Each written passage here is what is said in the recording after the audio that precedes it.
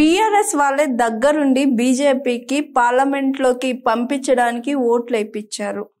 ఇదంతా బీఆర్ఎస్ నడిపించిందని చెప్పి ఈ న్యూస్ బాగా స్ప్రెడ్ అయింది. అయితే బీఆర్ఎస్ వాళ్ళే బీజేపీకి పార్లమెంట్ పంపించడానికి ఓట్లు వేపిస్తే అదే బీజేపీ ఇప్పుడు రూలింగ్ చేస్తుంది. మరి కవిత గారిని ఎందుకని అరెస్ట్ చేసి జైల్లో పెట్టించారు? అంటే ఇప్పుడు ఇందులో మీరు చెప్పింది ఒకటే అబద్ధం. బీఆర్ఎస్ పార్టీ బీజేపీకి ఓట్లు వేయించిందన్నది అబద్ధం.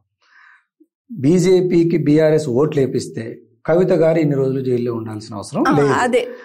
ఇది ఏంటంటే కాంగ్రెస్ పార్టీ కానీ బీఆర్ఎస్ మీద ఉన్న వ్యతిరేకులు కానీ ఇది ఉద్దేశపూర్వకంగా ప్రయత్నం చేస్తున్న ప్రచారం.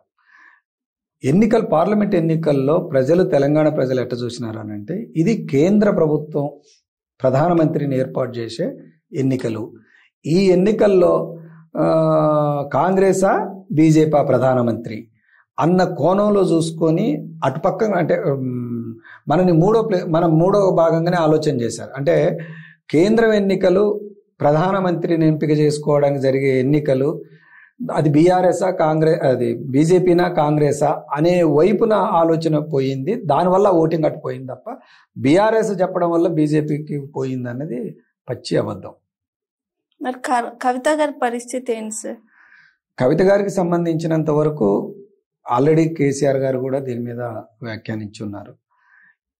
ఇవాళ భారతదేశంలో చాలా రకాలమైన అవినీతి ఆరోపణలు చాలా మంది మీద వచ్చినాయి, పెద్ద పెద్దవి వచ్చినాయి. అందరూ మహారాజుల లెక్క దేశంలోనూ విదేశాల్లోనూ తిరుగుతున్నారు. ఆ పేర్లన్నీ పత్రికల్లో టీవీల్లో మనం చూస్తున్నాయి. కానీ ఏదో ఒక ఆరోపణ చేసి కేసీఆర్ గారిని లొంగ తీసుకోవడం కోసం కేసీఆర్ గారు బీఆర్ఎస్ పెట్టగానే ఈయన మొత్తం దేశం అంతా తిరిగితే అది బీజేపీకి నష్టం అని చెప్పేసి ఓ ప్రణాళికాబద్ధంగా కవిత గారిని కేసులో ఇరికించి ఆమెను అరెస్ట్ చేసి ఆ రకంగా ఇబ్బంది పెట్టే ప్రయత్నం చేశారు.